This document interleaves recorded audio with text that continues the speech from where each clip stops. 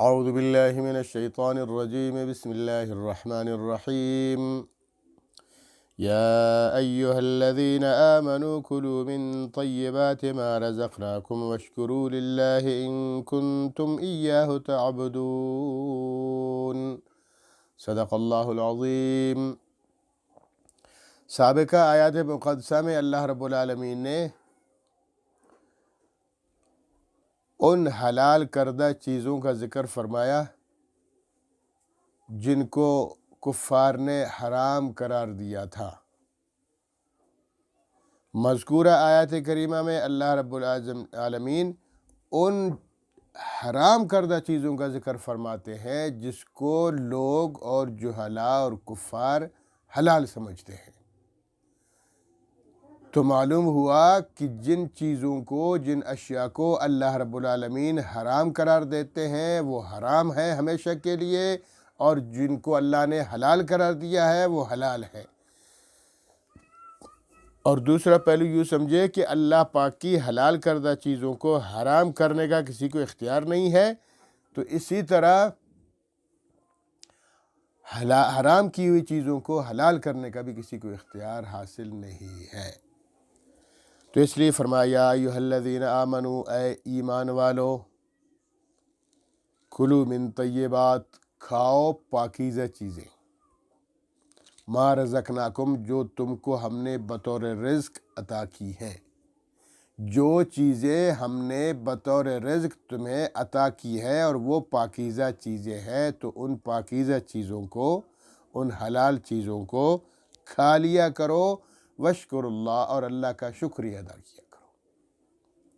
اچھا، یہاں ایک بات قابل غور ہے، وہ یہ ہے کہ حلال کھانا، حلال پینا، حلال پہننا، حلال رہنا، یہ تمام چیزیں جو حلال ہوں تو اس کی بڑی برکت بھی ہے، حلال کی بہت بڑی برکت ہے، اور حرام کی بہت بڑی نحوست ہے۔ دیکھیں، حرام کی سب سے بڑی نحوست پتہ ہے کیا ہے؟ سب سے بڑی نحوست حرام کی یہ ہے کہ آپ کی دعائیں قبول نہیں ہوں گی، آپ کی عبادات قبول نہیں ہوں گی۔ جتنی آپ عبادتیں کریں گے، جتنی آپ دعائیں کریں گے، وہ ضائع ہوتی چلی جائیں گی۔ وہ عبادات بھی ضائع، وہ دعائیں بھی ضائع، نہ دعائیں قبول، نہ آپ کی عبادات قبول ہو جائیں گی۔ ایک حدیث پاک میں ہے کہ بہت سے لوگ فرمایا اکلہ حرام و شربہ حرام، کھانا دیکھو تو حرام ہے، پینا دیکھو تو حرام ہے، غذا دیکھو تو حرام ہے، لباس دیکھو تو حرام ہے، رہائش دیکھو تو حرام ہے۔ یقول ربی ربی، پھر ایسے لوگ اللہ کو پکارتے رہتے ہیں، ربی ربی کہتے رہتے ہیں، اے اللہ معاف کر دے، اے اللہ بخش دے، اے اللہ یہ کام کر دے، اے اللہ حاجتیں پوری فرما دے، اے اللہ مصیبتیں ہٹا دے۔ تو ربی ربی پکارتے رہتے ہیں، تو فرمایا ان کے بارے میں انا یقبل، کیسے ان کی دعا قبول کی جائے گی؟ یہ تو حدیث میں واضح ہے کہ جس کا کھانا حرام، پینا حرام، رہنا حرام، لباس حرام، سب کچھ حرام، تو اس کی دعائیں قبول نہیں ہوں گی، اس کی عبادات قبول نہیں ہوں گی، چاہے وہ ہر سال حج کیوں نہ کرے، ہر سال عمرہ کیوں نہ کرے، وہ رمضان کے علاوہ سارا سال روزہ کیوں نہ رکھے، وہ نفلی عبادات پڑھ کے ماتھے پہ نشان کیوں نہ لگوائے، اگر اس نے بہنوں کا حق کھایا ہے اور کھا رہا ہے، بھائیوں کا حق کھا رہا ہے، اپنے اشتراک کیا ہوا مشترکہ کاروبار ہے، اپنے پارٹنر حق کھا رہا ہے، کسی کا بھی حق کھا رہا ہے، تو اس کی ساری دعائیں بھی قبول نہیں ہوگی اور اس کی عبادات بھی ناقابل قبول ہے۔ اللہ رب العالمین ہم سب کو محفوظ فرمائے دوسروں کے حقوق کھانے سے اور حرام کھانے سے۔ تو حرام کھانے کی نحوست دیکھی، کتنی بڑی نحوست ہے حرام کھانے کی۔ اس لیے قرآن کریم میں اللہ رب العالمین نے واضح طور پر فرمایا، انبیاء کو فرمایا، کیا فرمایا؟ یا ایھا الرسل، یا ایھا الرسل کلوا من طیبات، یا ایھا الرسل کلوا من طیبات، اے میرے رسولو، اے میرے انبیاء، کلوا من طیبات، پاکیزہ چیزیں کھایا کرو، حلال چیزیں کھایا کرو، اور فرمایا وَعْمَلُوا صالحا، اور اعمال اچھے کیا کرو۔ جب اللہ رب العالمین انبیاء کو فرما رہے ہیں جو اللہ کے نیک بندے ہیں، اللہ کے پارسا ہیں، اللہ کے حکم بردار ہیں، ان کو بھی سب سے پہلے یہی فرما رہے ہیں یا ایھا الرسل کلوا من طیبات، پاکیزہ چیزیں کھایا کرو۔ کیوں؟ ناپاک چیزوں کو کھانے سے، حرام چیزیں کھانے سے نہ دعائیں قبول نہ عبادات قبول، دعائیں بھی فضول اور ضائع، اور عبادات بھی ضائع ہو جائیں گی۔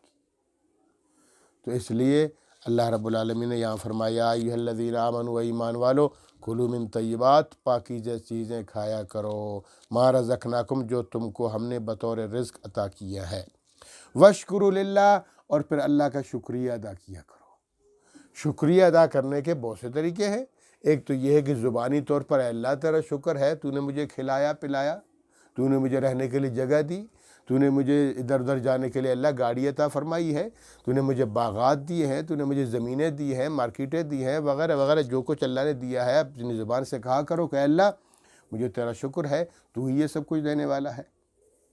بہت سارے لوگ کہتے ہیں کیا یہ میرا کمال ہے۔ ہاں، ایسے لوگ کہاں پر اللہ کا شکریہ ادا کر سکتے ہیں؟ کمال تیرا ہے، توفیق اللہ کی ہے، ٹھیک ہے، کمال بھی اللہ کا ہے، تیرا کیا کمال، خاک کمال ہے۔ ایک سیکنڈ میں اگر تیرا دماغ خراب ہو جائے تو پاگل ہو جائے گا۔ دعا کیا کر اللہ سے کہ اللہ جس حالت میں آپ نے رکھا ہے، آسائشیں عطا فرمائی ہے، یہ حالت مجھ سے نہ چھین لے، میری عقل سلامت رکھے، میرا دماغ سلامت رکھے۔ اے اللہ تو ہی سب کچھ کرنے والا ہے، ان اللہ علی کل شیء قدیر، اللہ تو سب کچھ قدرت رکھنے والا ہے۔ اللہ سے ڈرا کرو، اللہ کا خوف دل میں رکھا کرو، اللہ کی بڑائی اور عظمت دل میں رکھو، اور پھر ساری چیزوں کو اللہ کی طرف منسوب کر کے اس کا شکریہ ادا کیا کرو، اور اعمال سے بھی اللہ کا شکریہ ادا کرو۔ یعنی ایک شخص بہت اللہ پاک نے اس کو سب کچھ دیا ہے، رزق، اور وہ جناب زبان سے تو کہتا ہے لیکن عبادات سے وہ پیچھے ہے، تو یہ بھی ایک قسم کی ناشکری ہے۔ اللہ کے ہاں سجدے کیا کرو۔ رسول پاک صلی اللہ علیہ وسلم کے بارے میں ہے کہ ساری رات کھڑے ہوتے تھے، نماز پڑھتے تھے، روتے تھے خدا کے سامنے۔ ام المومنین عائشہ صدیقہ فرماتی ہیں، حدیث پاک میں ہے کہ انہوں نے عرض کیا کہ اللہ کے رسول، آپ تو بخشائے ہیں، آپ پر تو آپ تو معصوم ہے، آپ اتنی تکلیف اپنے آپ کو کیوں دیتے ہیں جب اللہ نے آپ کو بخش دیا ہے؟ آپ اللہ کے نیک ہیں، رسول ہیں، خاتم النبیین ہیں، پھر اتنی تکلیف اپنے آپ کو کیوں دیتے ہیں؟ تو فرمایا عائشہ یہ بتاؤ یہ بڑی عظمت کس نے دی ہے؟ کہا اللہ جی نے دی ہے۔ فرمایا اس کا شکر گزار بندہ پھر نہ بنو۔ تو یہی حال ہمارا بھی کہ اللہ نے جو کچھ دیا ہے ہم اللہ کے سامنے سجدہ ریز ہوں اور اللہ کی عبادات میں مصروف ہوں، تاکہ پتہ چلے کہ واقعی ہم شکر گزار ہیں۔ تو اعمال سے بھی اللہ کا شکریہ ادا کریے، اور دل سے بھی اللہ کا شکریہ ادا کیا کریں۔ دل میں بھی کبھی یہ چیز نہ لائی جائے کہ میں ہی سب کچھ ہوں یا میرے پاس ہے، دوسروں کو حقارت کی نگاہ سے دیکھنا اور اپنی عظمت اور تکبر اور غرور کرنا، نہ، بلکہ عاجزی کے ساتھ رہو، تو اللہ رب العالمین عاجزی کو پسند فرماتے ہیں۔ تو یہ گویا دل کا شکریہ ہوا۔ تو فرمایا واشکروا للہ، اللہ کا شکریہ ادا کرو، ان کنتم ایاہ تعبدون، اگر تم ہو اگر کن ہو تم اگر ہو تم ایاہ، صرف اس کی تعبدون، عبادت کرنے والے، اگر صرف اسی رب کی عبادت کرنے والے ہو، اسی کو خالق اور مالک سمجھنے والے ہو، اسی کو حاجت روا اور مشکل کشا سمجھنے والے ہو، تو پھر اللہ کا شکریہ دل سے بھی کیا کرو، اعمال سے بھی کیا کرو، اور جناب زبان سے بھی کیا کرو، اور پاکیزہ چیزیں کھایا کرو، شکریہ ادا کرو، اگر واقعی تم اس کو ماننے والے ہو۔ ہاں، تو اس کا جب دیکھو الٹا کیا ہے، اگر تم صرف اس کو نہیں اس کے ساتھ دوسروں کو بھی پکارتے ہو حاجت روائی کے لیے، مشکل کشائی کے لیے، جیسے بہت سارے لوگ اللہ کے نیک اور برگزیدہ لوگوں کو پکارا کرتے ہیں، شرک کرتے ہیں، غلط کام کرتے ہیں، تو ان کے لیے حکم نہیں ہے۔ اللہ فرماتے ہیں واشکروا للہ، اللہ کا شکریہ ادا کرو، ان کنتم ایاہ تعبدون، اگر تم صرف اس کی عبادت کرنے والے ہو۔ اگر تم دوسروں کو بھی عبادت کرنے والے ہو پھر نہ کرو شکریہ اللہ کا۔ آگے فرمایا انما حرم علیکم المیتہ، تو یہ اللہ پاک نے پہلے تمہید بنا لی کہ اللہ پاک کی پاکیزہ چیزیں کھایا کرو، حرام چیزیں نہ کھاؤ۔ پاکیزہ چیزیں کھاؤ گے تمہاری عبادات بھی قبول اور تمہاری دعائیں بھی قبول، اور ناپاک اور حرام چیزیں کھاؤ گے تو تمہاری عبادات بھی ضائع اور دعائیں بھی فضول۔ اس لیے فرما انما، یقیناً یہ حصر کے لیے فرما، انما حرما، بے شک حرام قرار دیا ہے، علیکم تم پر حرام قرار دی ہیں اللہ نے بہت ساری چیزیں، ان میں خاص کر 4 چیزوں کا یہاں اللہ تعالیٰ ذکر فرماتے ہیں۔ انما حرم علیکم المیتہ والدم ولحم الخنزیر وما اہل بہ لغیر اللہ، یہ 4 چیزوں کا اسپیشلی اللہ تبارک و تعالیٰ نے ذکر کر دیا اور فرما دیا کہ یہ 4 چیزیں تم پر حرام ہے، ان کو حرام سمجھو، بالکل ان کے قریب نہ جانا۔ اس لیے فرما انما حرما، بے شک حرام قرار دیا ہے اللہ جی نے، علیکم تم لوگوں پر، المیتہ مردار کو، میتہ اس جانور کو کہتے ہیں، بے شک وہ حلال ہے، بکری ہے، دمبا ہے، مرغی ہے، گائے اور اونٹ ہے، جو بھی ہے حلال جانور ہے، لیکن وہ اپنی موت مر گیا، صبح اٹھے جناب وہ گائے مر گئی ہے، بکری مر گئی ہے، مردار ہو گئی۔ اچھا یہاں ایک بات یاد رکھیے، دیکھیں کسی جانور کے لیے حلال ہونے کے لیے کچھ شرطیں ہیں۔ پہلی تو شرط یہ ہے کہ وہ اللہ کی طرف سے حلال ہو، وہ جانور کوئی گدھا نہ ہو، کتا نہ ہو، ٹھیک ہے، حلال بکری ہو، دمبا ہو، یہ حلال چیز ہے۔ پہلی شرط یہ کہ وہ اللہ کی طرف سے پہلے سے ہی حلال ہو۔ دوسری بات یہ کہ وہ بھی اس وقت تک حلال نہیں ہو سکتا وہ جانور جب تک کہ اس پر اللہ کا نام نہ لیا جائے، اللہ کا نام نہ لیا جائے، ایسے ذبح کر دیا جائے تو وہ حرام ہے۔ اور تیسرے نمبر پر اس کو تیز دھار چھری اور آلہ سے اس کو کاٹا جائے، وہ بھی گلے سے کاٹا جائے، یہ نہیں کہ پیٹ پھاڑ دیا جائے اس کا، اس سے بھی تو مر جاتا ہے جانور، وہ حرام ہے، گلا کاٹ دو اس کا۔ لہٰذا گلا کاٹو، تیز دھار دھری اور چھری سے کاٹو، پھر ٹھیک ہے، نہیں تو وہ حرام۔ جیسے بہت سارے لوگ شکار کرتے ہیں نا، بندوق سے مارتے ہیں، وہ حرام ہے۔ ہاں بندوق سے مارو اس کو، لیکن فوراً جا کے اس کو ذبح کر دو، ابھی تک اس میں جان ہے، پہلے سے جب کے ذبح کر دو۔ اگر آپ کے پہنچنے سے پہلے وہ مر گیا تو وہ حرام ہے۔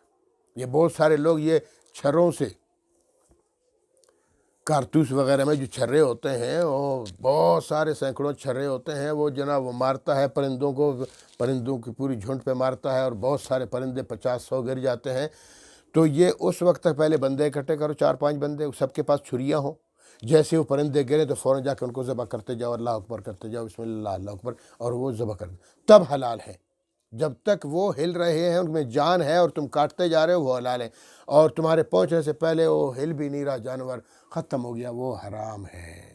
تو اس لیے یہ دیکھیے، یہ اصول ہے ذبح کرنے کے لیے، اصول ہے کہ آپ کا آلہ جس سے آپ ذبح کرتے ہو یا مارتے ہو وہ جارحہ ہو، خارقہ نہ ہو۔ جارحہ جس میں سے جرح زخمی، جس میں اس کو زخمی کر دیا جائے، اس کو کاٹا جائے، ٹھیک ہے، دھاری دار ہو، اور وہ خارقہ نہ ہو کہ اس کی طاقت کی وجہ سے وہ جا کے اس کو پھاڑ دے، اور جیسے پتھر مارو کسی جانور کے سر پر تو سر تو اس کے ٹکڑے ہو جائے، وہ مر جائے گا، ایسا نہیں، خارقہ نہ ہو، جارحہ ہو، جارحہ چیز۔ تو اس لیے حدیث پاک میں بھی ہے کہ تم جب بھی کسی جانور کو ذبح کر دو، حلال جانور کو، تو حکم دیا گیا ہے کہ تمہاری جو چھری ہے وہ بہت تیز ہو، تاکہ سیکنڈوں میں اس کی جان نکل جائے۔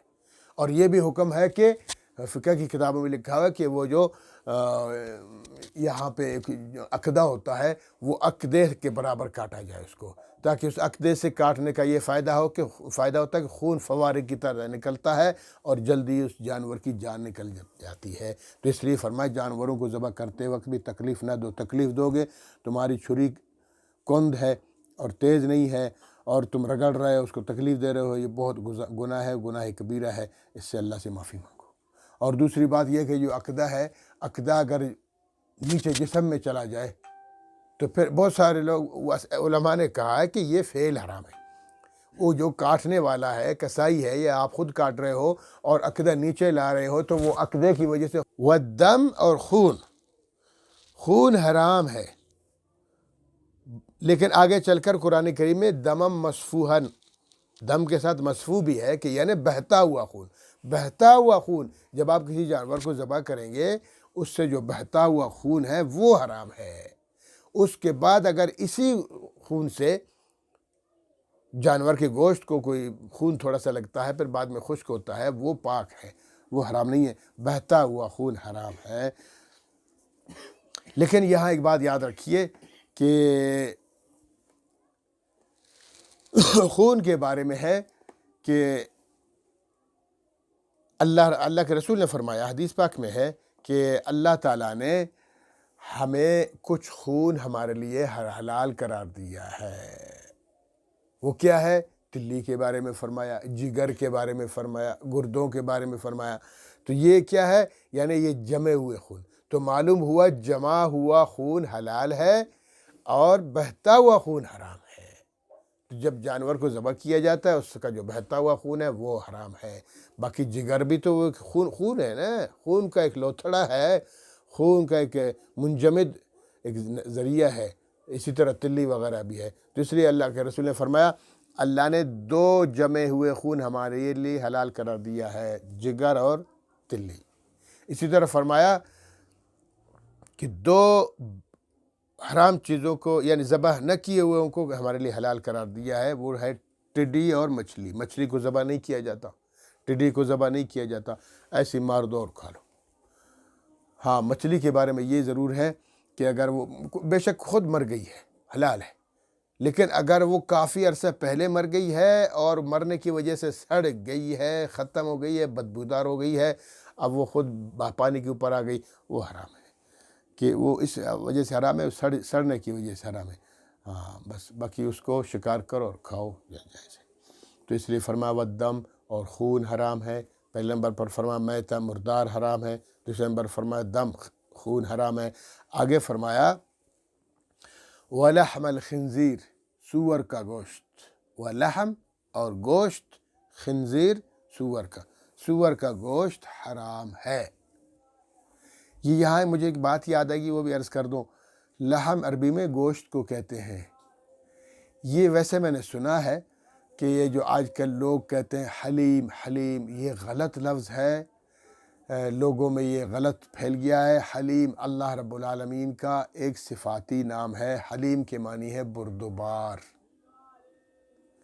اور ہم لوگوں نے کچھ دالیں بنائیں اور ان میں گوشت کا ذائقہ ڈال دیا اور اس کو حلیم قرار دیا، لہٰذا یہ غلط ہے۔ حلیم اللہ پاک کو کہتے ہیں۔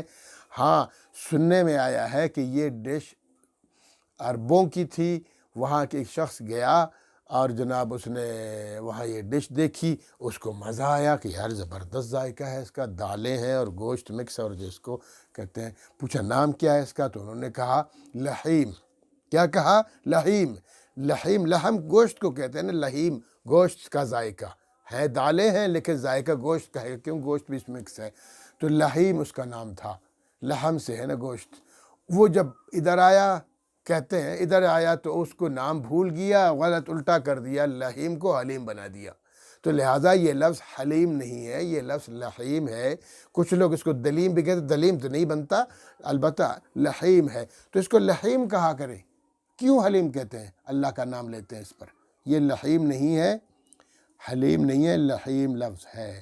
تو فرمایا وَلَحْمَ الْخِنْزِيرِ، لحم گوشت کو کہتے ہیں، اور خنزیر گوشت کا خنزیر کا گوشت بھی حرام ہے۔ مطلب یہ ہے کہ دیکھو بکرا ذبح کرتے اس کا گوشت کھاتے ہو، مرغی، گائے، بیل وغیرہ حلال جانوروں کو، تو یہ ان میں سے ہے ہی نہیں، تو اس لیے اگر اس کو ذبح بھی کر دو، کتے کو ذبح کرو، کاٹو، اللہ کا نام بھی لو، تب بھی حرام ہے، تو خنزیر بھی حرام ہے۔ اس لیے اسپیشلی فرمایا وَلَحْمَ الْخِنْزِيرِ، خنزیر کا گوشت حرام ہے۔ اچھا یہاں ایک بات عرض کر دوں کہ دیکھیں جتنے جانور ہیں وہ حلال ہیں تو وہ حرام ہیں تو، حلال جانوروں کا گوشت حلال ہے بس، مطلب ہڈیاں، نرم ہڈیاں بھی کھائی جا سکتی ہیں، وہ بھی حلال ہے، کوئی سی بات نہیں ہے۔ البتہ چربی بھی حلال، یہ ساری چیزیں۔ لیکن مسئلہ ایک دوسرا ہے۔ دوسرا مسئلہ یہ ہے کہ میتہ، ایک جانور مر گیا، حلال جانور خود ہی مر گیا، میتہ ہو گیا، مردار ہو گیا، اس کا حکم، خون کا حکم، یا جناب خنزیر کا گوشت یا کسی حرام جانور کا گوشت، گدھے کتے وغیرہ کا تو گوشت تو حرام ہے۔ باقی رہ گیا اس کی کھال کا کیا مسئلہ ہے، حرام جانور کی کھال کا کیا مسئلہ ہے، حرام جانور کی چربی کا کیا مسئلہ ہے، حرام جانور کی ہڈیوں کا کیا مسئلہ ہے، اور حرام جانور کے بالوں کا کیا مسئلہ ہے، اس کے بارے میں کیے۔ قرآن کریم میں دوسری ایک جگہ ہے کہ وَأَصْفَافِهَا وَأَوْبَارِهَا، اس طرح کی کوئی آیت کریمہ ہے کہ اس کی بال اور اس کی ہڈیاں وغیرہ وہ پاک ہیں۔ مطلب کہ یہ ہے کہ دیکھو حرام جانور بھی اس کی ہڈیاں پاک ہیں اور اس کے بال پاک ہیں، یہ دو تو مکمل طور پر، بے شک وہ حرام جانور ہے جو بھی ہے۔ خنزیر کے بارے میں بعد میں بتاتا ہوں۔ حرام جانور کے بال اور حرام جانور کی ہڈیاں، ان سے برتن بناتے ہیں لوگ، جو بھی بناتے ہیں، بالکل جائز ہے، کوئی ایسی بات نہیں ہے۔ بے شک وہ میتا ہے، خود ہی مر گیا جانور ہے، لیکن وہ اس کی ہڈیاں جب وہ اس میں سے وہ چربی وغیرہ ختم ہو جاتی ہے، خشک ہو جاتی ہیں، وہ پاک ہے۔ اسی طرح بال بھی پاک ہے۔ اچھا، دوسرے نمبر پر چربی ہے۔ چربی گوشت کے زمرے میں ہے، جیسے گوشت حرام اسی طرح چربی بھی حرام، کسی صورت چربی جائز نہیں ہے، حرام جانور کی چربی جائز نہیں ہے۔ اس لیے یہ ایک تو حرام جانور کی چربیوں سے یہ کفار لوگ چیزیں بناتے ہیں، کریم شریم بناتے ہیں وغیرہ بناتے ہیں، ٹھیک ہے، تو لہٰذا یہ چیزیں حرام ہیں۔ اور البتہ کچھ علماء نے کہا ہے کہ کھانے والی چیزوں میں اگر چربی استعمال کی جائے وہ مطلقاً حرام ہے، اور اگر استعمال کی جانے والی چیزوں میں ہے، اس میں اگر قلت میں ہے تو پھر جائز ہے، اگر کثرت چربی کی ہے تو پھر حرام ہے۔ اچھا، دو بات ہو گئی۔ تیسری بات یہ ہے کہ جو کھال ہے اس کا کیا حکم ہے؟ کھال کے بارے میں یہ ہے کہ کھال دباغت کے بعد پاک ہے، کسی بھی جانور کا ہے، خنزیر کے علاوہ کسی بھی جانور کی کھال ہے، وہ کھال جب تک وہ تر و تازہ ہے اس وقت تک تو اس کا استعمال حرام ہے۔ جب وہ خشک کر دیا جائے اس کو، اور دباغت سے کہتے ہیں نا کہ اس کو رنگا جاتا ہے، اس کو دھوپ میں رکھ کے یا پھر کسی چیز مشین کے ذریعے اس کی دباغت کی جاتی ہے، تو پھر وہ کھال پاک ہو جاتی ہے۔ اس سے بے شک مشکیزہ بنایا جائے، جو بھی آج کل جیکٹ وغیرہ بناتے ہیں، جوتے بناتے ہیں، پھر جائز ہے، اس میں کوئی رت نہیں۔ ہاں، یہ باتیں تو ہو گئی۔ اگلی بات جو خنزیر کے متعلق ہے وہ یہ ہے کہ یہ نجس العین ہے، خنزیر سور یہ نجس العین ہے، اس کا گوشت بھی حرام، اس کی ہڈی بھی حرام، اور اس کی کھال بھی حرام، اور اس کی چربی بھی حرام، سب کچھ حرام ہے۔ صرف ایک چیز ہے حدیث پاک میں کہ کھالوں کو، چمڑے کو جوڑنے کے لیے زمانے میں خنزیر کے بال استعمال کرتے تھے، اس بال سے چمڑے کو سی دیا جاتا تھا، تو اس کو حدیث پاک میں حلال قرار دیا ہے۔ ابھی بھی اگر کوئی چمڑے کو جوڑتا ہے خنزیر کے بال سے تو جائز ہے، اس کے علاوہ خنزیر کی ہوئی چیز بھی وہ نجس العین ہونے کی وجہ سے وہ حرام ہے۔ اچھا، یہاں ایک مسئلہ اور بھی بتا دوں کہ عام لوگوں میں یہ بات مشہور ہے، کہتے ہیں خنزیر کا نام نہ لو، سور کا نام نہ لو۔ اردو میں ہم لوگ سور کہتے ہیں، اور عربی وغیرہ میں اس کو خنزیر کہتے ہیں، لہٰذا انگلش میں پتہ نہیں کیا کہتے ہیں، اس کو ذہن سے نکل گیا، پیچ اس طرح کوئی لفظ ہے، تو کہتے ہیں سور کا نام نہ لو۔ جو سور کا نام لیتا ہے اس کی زبان ناپاک ہو جاتی ہے، اور 40 دن تک اس کی عبادت قبول نہیں ہوتی۔ یہ جھوٹی بات ہے، غلط بات ہے، افواہ ہے، لوگوں نے ایسے کسی نے بتا دیا ہوگا۔ ہاں، گالی دینا، کسی کو کتا کہنے سے بھی تو گناہ ہے نا، کسی کو جانور کہو، کسی کو نیچا دکھاؤ، گالی کی صورت میں کسی کو خنزیر کہہ دو، یہ تو حرام ہے، اس طرح نہیں کرنا چاہیے۔ البتہ لفظ خنزیر کا استعمال کرنا، سور کا لفظ استعمال کرنا تو قرآن کریم میں ہے، اور بھی جگہ پہ ہے، دو جگہ تو مجھے یاد ہے، باقیوں کا یاد نہیں۔ لہٰذا سور کا نام استعمال کرنا کوئی ایسی بات نہیں۔ سور بڑا ہے یا شیطان کا بار بار قرآن کریم میں نام آیا، پھر فرعون کا نام آیا ہے۔ لہٰذا اس طرح کی فضول باتیں کرنا کہ بھئی بے شک نجس العین جانور ہے، لیکن اس کا نام لینے سے کچھ نہیں ہوتا، قرآن کریم میں ہے، بلکہ اگر قرآن تلاوت کی صورت میں آپ پڑھیں گے، دیکھو اس میں کتنے لفظ آ گئے خنزیر میں، خے، نون، زے، یہ، زا، یا اور را، 5 حرف ہیں اس میں، تو 50 نیکیاں تو آپ کو مل گئی۔ اگر آپ تلاوت کی صورت میں قرآن کی آیت پڑھ کے سمجھ کے پڑھیں گے تو 50 نیکیاں آپ کو مل جاتی ہیں۔ اسی طرح شیطان کا لفظ عام شیطان نہیں، بلکہ جب قرآن پڑھیں گے، قرآن میں شیطان کا نام آتا ہے تو شین ہے، یا ہے، تو ہے، الف ہے، نون ہے، 5 حرف شیطان کے بھی ہیں، تو 50 نیکیاں اس میں بھی مل گئی۔ کہتے ہیں کہ نام نہ لو، منہ گندا ہو جاتا ہے۔ کیوں گندا ہوتا ہے؟ جب قرآن کریم میں بتا دیا گیا نام اس کا، تو ٹھیک ہے، اپنی طرف سے ادھر ادھر کی باتیں مت کیا کرو، فضول فتوے مت لگا دیا کرو۔ تو اس لیے فرمایا ولحم الخنزیر، خنزیر کا گوشت حرام۔ یہ تو ہو گئی 3 چیزیں، مردار حرام، خون حرام، خنزیر کا گوشت حرام۔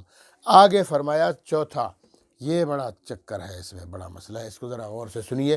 وما اہل بہ لغیر اللہ، اور وہ جانور جس پر نام لیا جائے غیر اللہ کا، وما اہل بہ، جس پر نام لیا جائے لغیر اللہ، غیر اللہ کا، اللہ کے علاوہ کسی کا بھی اس پر نام لیا جائے، وہ حرام ہے۔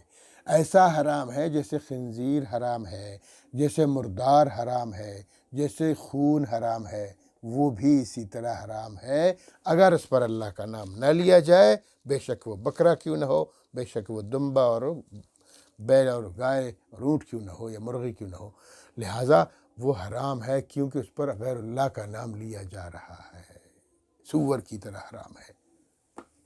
آج کل تو اللہ معاف کرے، شرک میں ہم لوگ مسلمان بھی بہت آگے ہیں، غیر اللہ کے لیے بہت کچھ ذبح کرتے ہیں۔ یہاں آپ کو میں اس کی 3 شکیں بتاتا ہوں، غور سنیں۔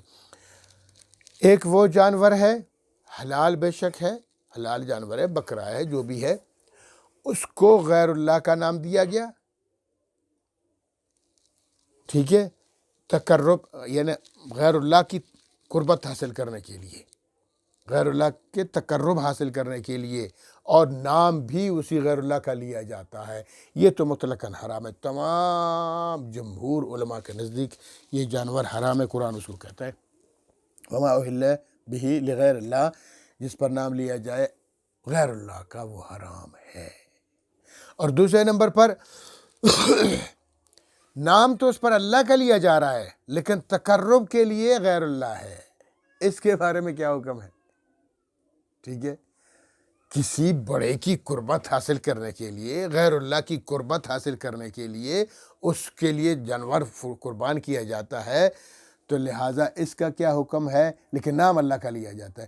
اس میں بھی کچھ کے علاوہ کچھ معمولی کچھ لوگوں نے تعویلیں کی ہوئی ہے، لیکن اس میں بھی جمہور علماء کا نزدیک ہے یہ بھی حرام ہے۔ صحابہ کرام میں بھی حضرت علی المرتضیٰ رضی اللہ تعالیٰ عنہ کے بارے میں ہے کہ فرزدق شاعر کا باپ جو غالب تھا، اس کے لیے جانور ذبح کیا گیا، اللہ کا نام لیا گیا، غیر اللہ کا نہیں لیا گیا، لیکن چونکہ تقرب لغیر اللہ تھا، اس لیے حضرت علی نے فرمایا یہ حرام ہے۔ تمام صحابہ کرام نے کسی نے مخالفت نہیں کہ ٹھیک حرام، حضرت علی نے فرمایا حرام ہے تو حرام ہے، کیونکہ تقرب لغیر اللہ ہے۔ اور دوسرے نمبر پر ام المومنین عائشہ صدیقہ رضی اللہ تعالیٰ عنہ، ان کے بارے میں ہے کہ ان سے کسی خاتون نے پوچھا کہ محترمہ، ہماری رشتہ داریاں اجمیوں میں ہیں، غیر عربیوں میں ہیں، تو ہم وہاں جاتے رہتے ہیں، وہ یہاں آتے رہتے ہیں، آئے روز جناب وہ ہمیں گوشت بھیج رہے ہوتے ہیں، اور پتہ چلتا ہے کہ بھائی ان کی جو تہواریں ہیں وہ ختم ہی نہیں ہوتی ہے، اب کبھی کیا تہوار ہے، کبھی کیا تہوار ہے، اس طرح تہواروں میں وہ اس تہوار کے لیے بکرے ذبح کرتے ہیں، گائے بیل ذبح، اونٹ ذبح کرتے ہیں، کیا کھانا چاہیے؟ ام المومنین نے فرمایا نہیں، حرام ہے، مت کھاؤ۔ تو معلوم ہوا کسی بھی جانور کو جب ذبح کیا جاتا ہے، ایک تو اللہ کے لیے ذبح کیا جائے بس، غیر اللہ کے لیے اب دیکھو تہواریں منانا، یہ فلاں کے لیے، یہ فلاں کے لیے، فلاں کے لیے، آج کل اللہ معاف فرمائے بھئی نظر و نیاز اور منتیں نظر ایک ہی چیز ہے، یہ سب ایک ہی، عجیب عجیب حرکتیں ہماری ہوتی ہیں، دیگیں چڑھانا، نیاز نظر و نیاز و منت، چڑھاوے، پتہ نہیں کیا کیا کیا کیا ہم لوگوں نے نام دیے ہیں۔ دیکھیں بزرگان دین ہمارے چڑھاووں کے محتاج نہیں ہے۔ انہوں نے اپنی زندگی رسول اعظم صلی اللہ تعالی وسلم کی اطاعت میں شروع سے آخر تک گزار دی ہے۔ انہوں نے جنت بھی کما لی، انہوں نے اللہ کا قرب بھی حاصل کر لیا، انہوں نے رسول پاک کا عشق بھی پا لیا۔ وہ تو عیاشی کر رہے ہیں نبی پاک کی خدمت میں، اللہ کے ہاں وہ زبردست قسم کے لوگ ہیں، وہ عظیم لوگ ہیں، اور ان کو اللہ رب العالمین نے اپنی قربت حاصل کر دی ہے، وہ نیک لوگ ہیں۔ ہم لوگوں نے ان کا غلط نام لے کر شرک کر کے غلط لائن اختیار کر لی ہے۔ میں کبھی بھی بزرگان دین کی مخالفت نہیں کروں گا، بزرگان دین اپنی ڈگر پر اپنی لائن پر 100% درست ہے، لیکن ہم لوگوں نے غلط لائن اپنائی ہے۔ بھائی سیدھی بات ہے، پانچ بت، بلکہ علماء کہتے ہیں وہ بت نبی تھے۔ نوح علیہ السلام جن لوگوں کی طرف آئے وہ یہ 5 بتوں کی عبادت کرتے تھے۔ وہ 5 بت کون تھے؟ وہ اللہ کے نبی تھے۔ لوگوں نے ان کے بت بنائی تھے، سجدہ کرتے تھے۔ تو نوح علیہ السلام نے 950 سال تک ان کو یہی تبلیغ کی کہ یہ خدا نہیں ہے، یہ بت ہیں، اگرچہ اپنے زمانے کے انبیاء تھے۔ تو انبیاء بڑے ہوتے ہیں یا اولیاء بڑے ہوتے ہیں؟ آج کل ہم لوگوں نے اولیاء کرام کو اپنا بت بنا لیا، ان کے مزارات پہ جاتے ہیں، وہاں اللہ معاف کرے کچھ لوگ تو طواف کرتے ہیں، کچھ لوگ تو میں نے خود اپنی آنکھوں سے دیکھا ہے داتا دربار پہ لوگ سجدہ کرتے ہیں۔ پھر لوگ بکواس کرتے کہتے ہیں تو میں کیوں بکواس کرتا ہوں؟ خود دیکھا ہے میں نے، کرتے ہیں بہت سارے لوگ، تو ان کو منع کرو۔ جاؤ رسول اعظم صلی اللہ تعالی وسلم کے درباری عالیہ میں، وہاں سجدہ کر کے دیکھو، منہ توڑ دیا جائے گا تمہارا۔ کیوں؟ اللہ رب العالمین نے خود فرمایا تھا، دعا فرمائی تھی کہ اللہم لا تعبد قبری وثنا توبت، اے اللہ میری قبر کو، میری دربار جگہ کو، میری قبر کو معبد نہیں بنانا کہ لوگ یہاں کے میری عبادت کریں۔ وثن فرمایا، عبادت کی جگہ نہیں بنانا۔ اللہ رب العالمین نے ان کی دعا قبول فرمائی ہے۔ آپ جائیں، دیواروں کو چومے، ویسے تھپڑ شپڑ لگیں گے، ڈنڈے لگیں گے تم لوگوں کو وہاں کے شرطے لوگ۔ یہ کون ہے؟ اللہ کے رب العالمین اپنے پیغمبر کی حفاظت فرما رہے ہیں، ان کی ایک ایک دعا کی حفاظت فرما رہے ہیں۔ ہم لوگوں نے تو جناب داتا دربار پہ جاتے کیا کیا کفر اور شرک پھیلاتے ہیں۔ یہ محترم عثمان صاحب کے دربار میں جاتے ہیں، عثمان فرہنگی صاحب کے پاس جاتے ہیں، ایک کلندر، پتہ نہیں کیا کچھ کرتے ہیں، خانہ کعبہ کی طواف بنایا ہوا ہے، شرک ہے، کفر ہے، ڈھول ہے، دھمال ہے، عورتیں ہیں، میکس ہے، پھر جناب مشکل کشا بھی سمجھتے ہیں انہی کو، حاجت روا بھی سمجھتے ہیں انہی کو، مانگتے بھی اسی سے ہیں، اولاد بھی مانگتے ہیں، رزق بھی مانگتے ہیں۔ لہٰذا یہ ساری چیزیں شرک ہے، کفر ہے۔ اللہ رب العالمین ہمیں وحدانیت پہ چلنے کی توفیق عطا فرمائے۔ ایک اللہ ہی سب کچھ کرنے والا ہے، پکار کے لائق بھی وہی ہے، مددگار بھی وہی ہے، مشکل کشا بھی وہی ہے، اور کوئی نہیں ہے۔ تو اس لیے میں نے کہہ دیا کہ یہ بہت سارے لوگ جا کے دیگیں چڑھاتے ہیں، یہی تو تقرب لغیر اللہ ہے۔ بھائی اگر تم کو داتا حضرت علی حجویری رحمۃ اللہ علیہ سے محبت ہے، اپنے گھر میں بکرا ذبح کر دو، اللہ کی خاطر کر دو، اس کا ثواب ان کو پہنچا دو، بس بات ختم ہو گئی۔ ضروری ہے کہ وہاں جاؤ دیگے چڑھاؤ، وما ذبح علی النصب میں آ جاؤ۔ وما ذبح علی النصب کا کیا مطلب ہے؟ ایسے نصبوں پہ، ٹیلوں پہ لوگ جا کے کرتے تھے، یا مزاروں پہ جا کے مشرکی کرتے تھے، تو اللہ تعالیٰ نے اس کے منع فرما دیا۔ تو ہم بھی وہی کر رہے ہیں، اپنے نیک اور برگزیدہ شخصیات کو نصب قرار دے کر اور پھر منتیں چڑھاتے ہیں، اور نیاز ہے، چڑھاوا ہے، پتہ نہیں کیا کیا کچھ کرتے ہیں۔ آپ کی گلی میں، آپ کے ہمسائے میں ایسی بیوہ عورتیں ہیں مفلس، بھوک سے اس کے بچے مر رہے ہیں، بلک رہے ہیں، اور جناب آپ لاکھوں روپے فضول جا کے خرچ کر رہے ہیں۔ اس سے بزرگ خوش ہوگا؟ تم سے کبھی بھی خوش نہیں ہوگا۔ تم غلط لائن پہ ہو، بزرگ نے یہ نہیں کہا تھا، تم خود اپنی شیطان کو خوش کر رہے ہو، اپنے دل کو خوش کر رہے ہو، لہٰذا نہیں کرنا چاہیے۔ تو دوسرے نمبر پر یہی میں کہہ رہا تھا کہ اس میں بھی تمام علماء نے، حضرت علی کرم اللہ وجہہ فرماتے ہیں یہ حرام ہے، حضرت ام المومنین عائشہ صدیقہ فرماتے ہیں یہ حرام ہے۔ بے شک اس میں غیر اللہ کا نام نہ لیا جائے، اللہ کا نام لیا جائے، لیکن تقرب لغیر اللہ ہے تو حرام ہے۔ اب یہ 2 ہو گئے۔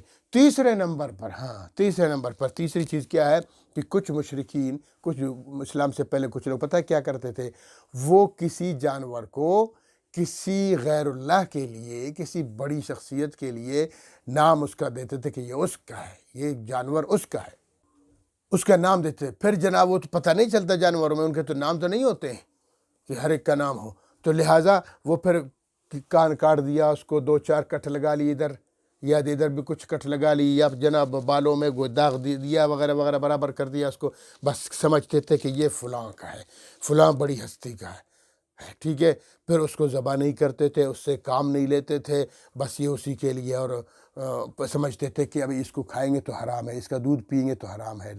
تو اس کے بارے میں علماء فرماتے ہیں کہ یہ جانور قطعاً حرام نہیں ہے، حلال جانور ہے، اس کو ذبح کیا جا سکتا ہے، اس کو کھایا جا سکتا ہے، اس پر اللہ کا نام لے کے ذبح کر دیا جائے، باقی وہ فعل حرام ہے۔ فعل حرام کا کیا مطلب ہے؟ یعنی اس طرح کرنا حرام ہے، جیسے آج کل ہم لوگ آج کل بھی کرتے ہیں، بس جناب بس ایک داتا کے لیے مخصوص کر دیا، ایک جناب عثمان فرندی صاحب کے لیے مخصوص کر دیا، ایک کسی اور بزرگ کے لیے مخصوص کر دیا، آپ اس سے کام نہیں لے رہے ہیں، اس سے فلاں نہیں کر رہے، تو وہ بھی اسی زمرے میں آ جاتا ہے۔ بھائی اسلام پہ اللہ ہمیں چلنے کی توفیق عطا فرمائے، اپنے بزرگان دین کے نقش قدم پہ چلنے کی توفیق عطا فرمائے، اپنے بزرگوں کو بدنام نہیں کرنے کی توفیق دے اللہ پاک ہمیں۔ تو یہ 4 چیزیں ہو گئیں، 4 جانور۔ اچھا یہاں ایک بات یاد رکھیے، ایک آخری مسئلہ بتاتا ہوں۔ وہ مسئلہ یہ کہ جس جانور کا یا جس چیز کا گوشت وغیرہ حرام ہو گیا تو اس کا بیچنا بھی حرام ہے، اس کا کاروبار بھی حرام، خون حرام ہے تو اس کا کاروبار بھی حرام ہے۔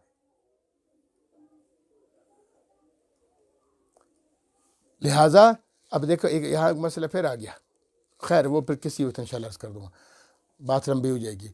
تو یہ 4 چیزیں حرام ہیں، ان کا کاروبار بھی حرام ہے۔ آگے فرمایا ایک استثناء اللہ تعالیٰ پاک نے فرمایا فَمَنِ اضْطُرَّ، ہاں جو شخص اضطراری حالت میں ہو۔ اضطراری حالت کس کو کہتے ہیں؟ اضطراری حالت یہ ہے کہ ایک شخص کہیں پھنس گیا، جنگل میں ہے، اب جناب اس کو کوئی کھانا اور پینا اور کچھ نہیں مل رہا، اس کو کوئی حرام جانور مل رہا ہے، پھر کیا کرے؟ سور کا گوشت مل رہا ہے، کتے کا گوشت مل رہا ہے، تو اس کے بارے میں، یا قیدی ہے کسی غیر مسلم علاقے میں ہے، قید ہے، تو وہاں سارا گوشت کھلایا جاتا ہے، سور کا، کتے کا، چین میں ہے تو کچھوے کا، پتہ نہیں اور بہت گندے گندے جو چوہوں کا، تو لہٰذا پھر کیا کرے؟ تو اس کے بارے میں جو اضطراری حالت ہے تو اللہ فرماتے ہیں کوئی بات نہیں، اسلام میں اتنی سختی نہیں ہے، اگر اس کی اضطراری حالت ہے، اس کے علاوہ کوئی کچھ نہیں ہے، اب تو مر جائے گا اگر یہ نہیں کھائے گا، تو فرمایا غیر باغ والا، 2 شرطوں کے ساتھ، ایک تو باغی نہ ہو، سرکش نہ ہو۔ یعنی یہ کیا ہے؟ مطلب سرکشی یہ ہے کہ جناب ایک نظریہ اس کا یہ سمجھے بھائی کیا فرق ہے کتے میں اور بکرا میں، ایک ہی قسم کے جانور ہے، تو جو بکرا حلال تو کتا ہے، اس طرح کی نظریہ رکھنا پھر تو کفر ہے۔